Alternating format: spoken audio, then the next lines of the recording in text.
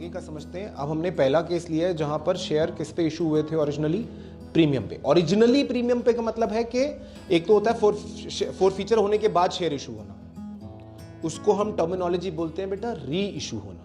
उसको क्या बोलते हैं? री इशू।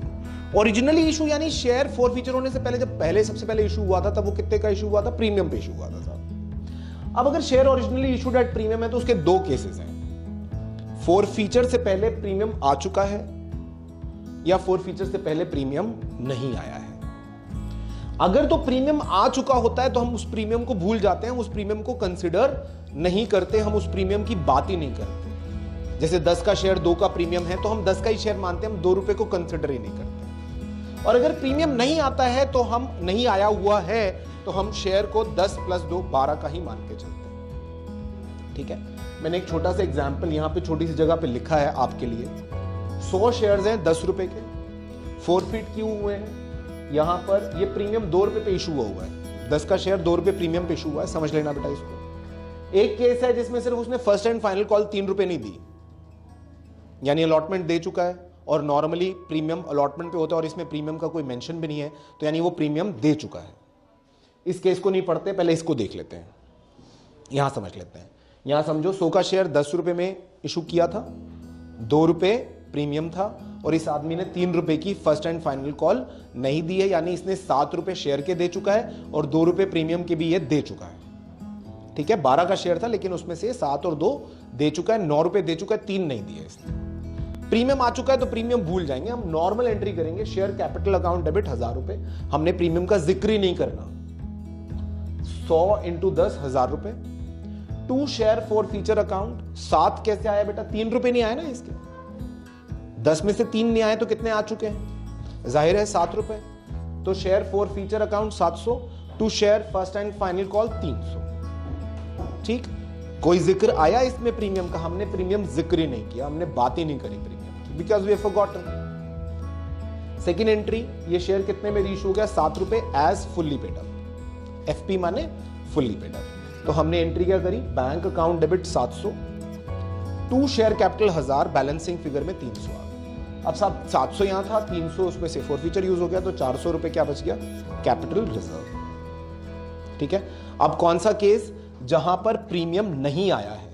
बेटा अगर प्रीमियम नहीं आया है तो फिर प्रीमियम याद रखना है, और अगर प्रीमियम याद रखना है तो हम एंट्री क्या करेंगे? Share capital account debit, security premium account debit.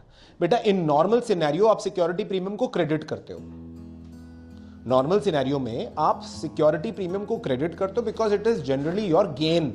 Security premium क्या है बेटा? गेन है ना। सिक्योरिटी प्रीमियम क्या है बताओ? गेन है। तो नॉर्मल सिनेरियो में आप उसको क्रेडिट करते हो, मगर अगर यही शेयर फोरफिट हो गया और अब उसका प्रीमियम नहीं आ रहा है तो security premium account debit. Is that okay? Share capital account debit, security premium account debit. अब वो 2 रुपए मैंने यहां डेबिट कर दिया, अब मैं शेयर कितने का मान के चल रहा हूं? 12 रुपए साहब, 10 का शेयर 2 रुपए प्रीमियम। 2 शेयर फोर फीचर कितना आ चुका है बेटा? 3 ये नहीं आए फर्स्ट कॉल, 3 रुपए की अलॉटमेंट नहीं आई, 3 और 3 6 रुपए नहीं आए, तो कितने आ चुके हैं? 4 रुपए। अगर मैं प्रीमियम को अलग कर दूं, शेयर का बेस प्राइस क्या है? 10 रुपए, 10 में से 3 और 3 6 रुपए नहीं आए हैं, तो कितने आ चुके साहब? 4 रुपए आ चुके। तो शेयर फोर फीचर अकाउंट 4 रुपए, 400। 2 शेयर अलॉटमेंट 5 रुपए गिनूंगा अब मैं शेयर अलॉटमेंट को, क्योंकि मैं प्रीमियम भूल नहीं रहा हूं, तो शेयर अलॉटमेंट को मैं 3 की जगह 5 रुपए काउंट करूंगा, तो 100 × 5 500। 2 share first and final call 300। इस एंट्री में और इस एंट्री में फर्क देख रहे हैं आप बेटा? यहां पर मैंने सिक्योरिटी प्रीमियम का जिक्र ही नहीं किया था तो आया ही नहीं, शेयर 10 रुपए का मान के हमने पूरा क्वेश्चन कर डाला। यहां पर मैं प्रीमियम का जिक्र कर रहा हूं तो सिक्योरिटी प्रीमियम डेबिट हो रहा है, ठीक, और अलॉटमेंट में भी प्रीमियम ऐड हो रहा है। फिर री इशू और ये सेम है, इसमें कोई खास फर्क नहीं है। री इशू बैंक अकाउंट डेबिट 700, 7 रुपए का शेयर री इशूड है, four feature 2 share capital fully paid up था 1000 रुपए, डिफरेंस आ रहा है बैलेंसिंग फिगर 300, 400 - 300 100 रुपए का कैपिटल। मतलब these 2 entries are not different.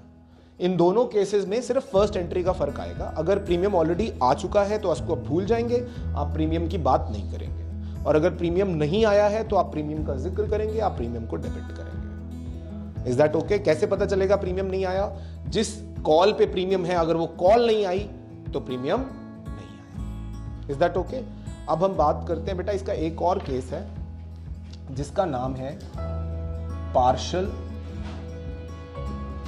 री इशू।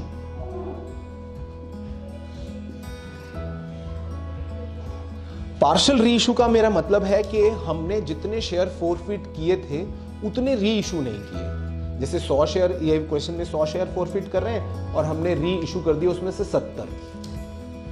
अभी तो क्या किया था, फोरफिट 100 किए थे और री इशू कितने किए थे, 100।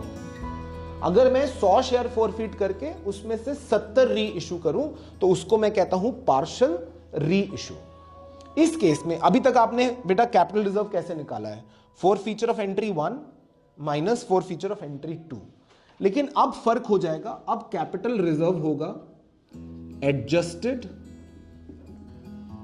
Four feature of entry 1 minus four feature of entry 2। Now adjusted four feature कैसे निकालेंगे, total four feature amount of entry 1 divided by total shares forfeited into shares reissued। मैं आपको ये करके बताता हूं इसी एग्जाम्पल में, प्रीमियम वाले में, नॉट प्रीमियम वाला था, प्रीमियम वाले में करके दिखाता हूं आपको। Same example, 70 shares reissued at 7 as FP। ठीक है, अब आपकी पहली एंट्री, ये एंट्री तो सेम होगी क्योंकि फोरफिट तो 100 ही कर रहे हो, री इशू 70 कर रहे हो ना, फोरफिट 100 कर रहे हो तो ये एंट्री तो सेम जाएगी। Second entry, bank account debit to share capital account 70 multiplied by 7, 490, 70 multiplied by 10, 700। तो ये आ गया साहब 210 रुपए balancing figure, share forfeiture account debit. 210 रुपए आपका बैलेंसिंग फिगर आ गया। ठीक है, इज दैट ओके? अब यहां पर मैंने आपसे कहा कि कैपिटल रिजर्व, अब थर्ड एंट्री कैपिटल रिजर्व की करनी है बेटा, लेकिन कैपिटल रिजर्व के लिए अब adjusted four feature of entry 1 minus four feature of entry 2 करना। एडजस्टेड फोर फीचर कैसे निकालेंगे, एडजस्टेड फोर फीचर, एक काम करते हैं, थोड़ा सा इसमें चेंज करते हैं, इसको 7 की जगह 9 रुपए में बेच देते हैं। I am worried about this something.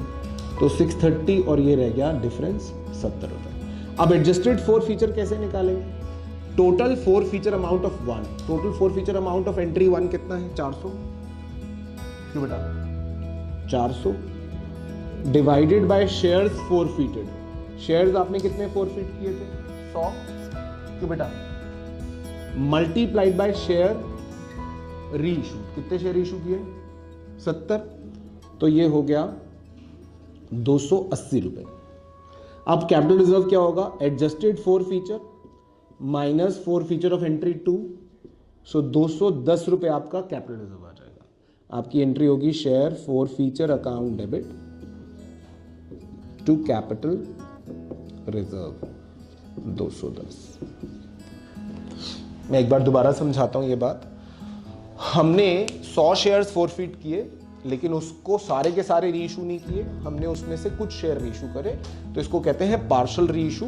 हमने इसी एग्जांपल में 100 शेयर फोरफिट करके 70 री इशू कर दिए। तो हमने पहली एंट्री तो सेम होगी बेटा फोर फीचर की, री इशू करते वक्त हम उसमें क्या करेंगे, हम यहां पर 70 के हिसाब से हमने 9 रुपए पे एक शेयर बेचा, तो 70 इंटू 9 630, टू शेयर कैपिटल 700 और share forfeiture account debit 70। अब यहां पर कैपिटल रिजर्व निकालने के लिए मैंने दो फॉर्मूले लगाने हैं। पहले ये लगेगा total four feature amount of 1 that is 400 upon shares forfeited 100 into shares reissued 70। ये आ गया साहब 280 minus four feature of entry 2 70, 210 रुपए आपका capital reserve. Is that okay, got it? चलो